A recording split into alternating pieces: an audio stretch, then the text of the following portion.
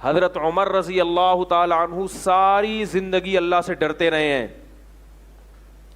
اتنا خوف کہ اللہ کے خوف سے روتے روتے آنکھوں پہ آنسوؤں کے نشان پڑ گئے تھے چہرے پہ، حالانکہ کوئی گناہ نہیں تھا، کوئی برائی نہیں تھی، ڈر خوف تاکہ بامانہ زندگی گزاریں. لیکن جب موت کا وقت آیا تو صحابہ سے کہا کہ مجھے امید کی باتیں کرو میرے سامنے، اس لیے کہ میں اللہ سے جو ڈرتا تھا اس لیے تاکہ عمل اچھا ہو جائے. اب عمل کا دروازہ بند، اب ڈرنے کا فائدہ نہیں ہے. یہ اسلام کی تعلیمات ہے کہ مرتے ہوئے آدمی کو امید دلاؤ. بھائی بامانہ یا بے معنی چھوڑو اب اس کو، اب کیا کرنا ہے؟ جو کوتاہیاں ہو گئی توبہ کرو اور اللہ سے اچھی رحمت کی امید لگاؤ. تو مسلمان مرتا بھی اچھا ہے، مرتا بھی اچھا ہے، اس لیے کہ اب اس کو شریعت کیا کہتی ہے؟ بھائی عمل کا دروازہ تو بند، اب ڈرنے کا فائدہ نہیں ہے. تبھی حدیث میں آتا ہے کہ مرتے ہوئے آدمی کو امید دلاؤ، اس سے خوف کی باتیں مت کرو. حضرت عمر کی جب شہادت کا وقت آیا، موت کا وقت آیا، تو صحابہ سے کہا کہ کیا کرو میرے سامنے؟ امید، میرے اچھے اعمال میرے سامنے لاؤ. جب ہم عام حالات میں ہوتے ہیں تو اپنی اچھائیوں کی طرف نظر رکھنے کا حکم نہیں ہے. اپنی اچھائیوں کو نہ دیکھو، برائیوں کو دیکھو. اچھائیوں کو صرف اتنا تاکہ اس سے اگر بالکل ہی نا امیدی ہو رہی ہے تو پھر اچھائی دیکھے. لیکن اصل حکم کیا ہے؟ اپنا محاسبہ. ساری زندگی حضرت عمر اپنی برائیوں کو تو تھی نہیں ان کی نظر میں، جس کو وہ برائی سمجھتے تھے وہ دیکھتے رہے. موت کے وقت صحابہ سے کہہ رہے ہیں کہ مجھ سے امید کی باتیں کرو، جو میرے کوئی اچھا عمل ہو تو وہ سامنے لاؤ. صحابی نے فرمایا کہ آپ نے جب اسلام کمزور تھا اللہ نے آپ کے ذریعے اسلام کو، بولو بھائی، طاقت دی. یہ آپ کی نیکی ہے. بہت حضرت عمر سن رہے ہیں، منع نہیں کر رہے کہ نہیں چپ خاموش، میری تعریفیں کیوں کر رہے ہو؟ بولنے دیا، ہاں بولو، تاکہ مجھے اللہ کی رحمت سے، بولو بھائی، امیدیں ہوں. کیونکہ اب عمل ختم، اب اگر غم کے ساتھ روح نکلے گی تو کیا فائدہ بھائی؟ اب تو اچھی باتیں کرو. پھر بتایا کہ آپ نے اسلام کو ایسے طاقت دی، آپ نے مسلمانوں کی خلافت کا حق ادا کر دیا، عدل کے ساتھ حکومت کی. اتنی خوبیاں بیان کی کہ آپ جنگوں میں نبی صلی اللہ علیہ وسلم کے ساتھ لڑے ہیں، ساری خوبیاں بیان کی. اس کے بعد حضرت عمر کیا فرماتے ہیں کہ اگر ان نیکیوں کے بدلے میں اللہ صرف مجھے جہنم کی آگ سے بچا لے تو مجھے منظور ہے. یعنی میں ہی نہیں سمجھتا کہ میری نیکیاں مجھے جنت میں پہنچا دیں گی، اتنا بھی ہو جائے کہ اللہ مجھے جہنم کی آگ سے بچا لے. وہ طبعی طور پر خوف کا غلبہ تھا، طبعی طور پر جو وہ قابو نہیں رکھ پا رہے تھے. تو اسلام نے کیا بتایا ہے کہ جب تک موت نہیں ہے ڈر، خوف کو غالب رکھو، ڈر کو، اپنی برائیوں کو دیکھو، اور جب موت کا وقت آئے تو پھر امید کو، بولو بھائی، غالب رکھو. کیونکہ اب عمل ختم، اب ڈر کے کرنا کیا ہے؟ اب رحمت کی باتیں کرو، اچھے اعمال کو سوچو اس وقت، اور اللہ سے استغفار بھی کرتا رہے انسان. تو خلاصہ یہ نکلا. پھر دوسرا جو ٹاپک تھا وہ اگلے جمعے انشاءاللہ لے کے چلوں گا کہ جو غیر مسلم جو بتوں کی عبادت کرتے ہیں وہ گاڈ کو گاڈ یا بھگوان کو بھگوان اس لیے مانتے ہیں کہ بھگوان ان کے دنیا کے کام بناتا ہے، جبکہ ہم اللہ کو اللہ اس لیے مانتے ہیں کہ وہ دنیا کے کام بنا سکتا ہے، طاقت اسی کے ہاتھ میں ہے. بنائے یا نہ بنائے یہ اختیار کس کے پاس ہے؟ اللہ کے. لہذا غیر مسلم اگر گاڈ ان کے کام کرے تو مانیں گے گاڈ کو، اگر نہیں کرے تو اسی گاڈ کو برا بھلا کہنا شروع کر دیتے ہیں. ایک ایتھیسٹ میرے پاس آیا، میں نے کہا کہ تم کیوں اللہ کے منکر ہو؟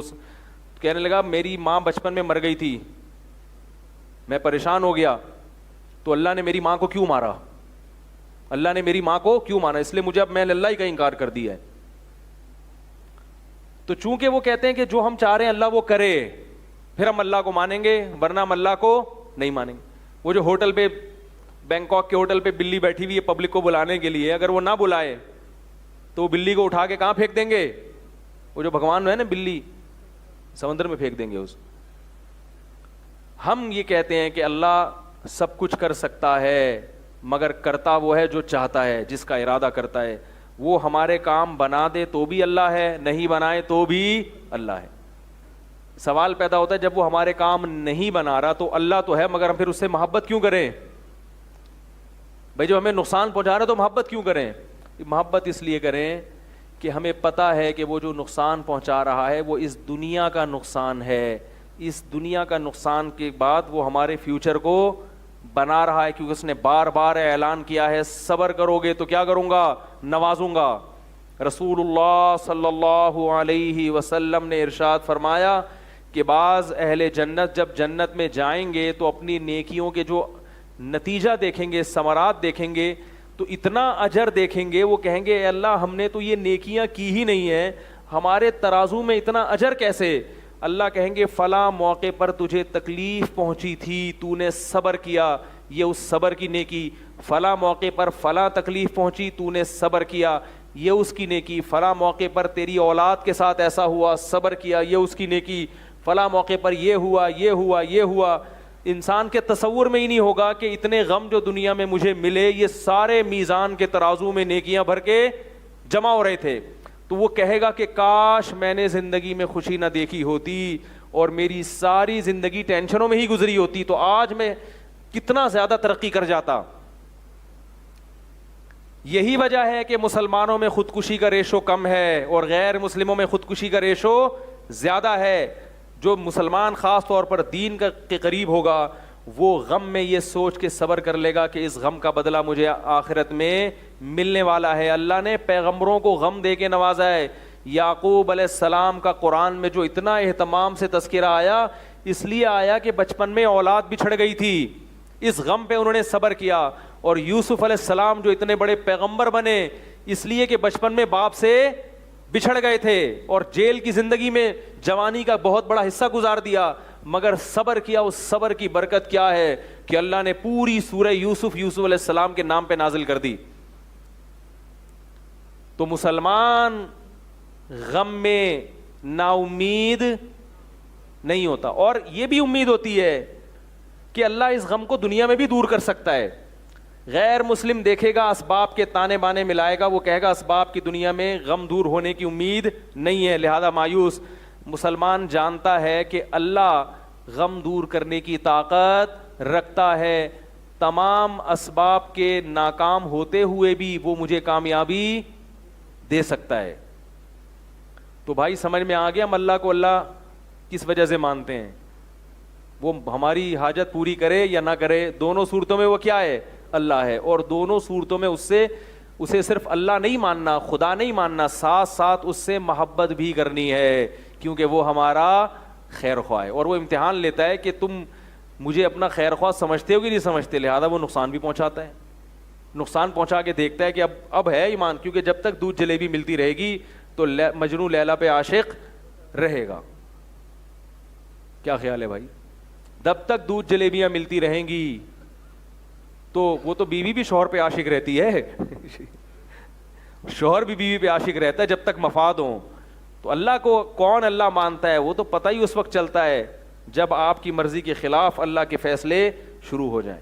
لیکن دعا بہرحال یہی کرنی چاہیے کہ اللہ ہمیں صبر والی نہیں بلکہ شکر والی زندگی دے اور ہماری جائز حاجات کو پورا کرے, کیونکہ ہم بندے ہیں, ہم اللہ سے مقابلہ بازی اور امتحان نہیں چاہتے. ہم اللہ سے کیا چاہتے ہیں؟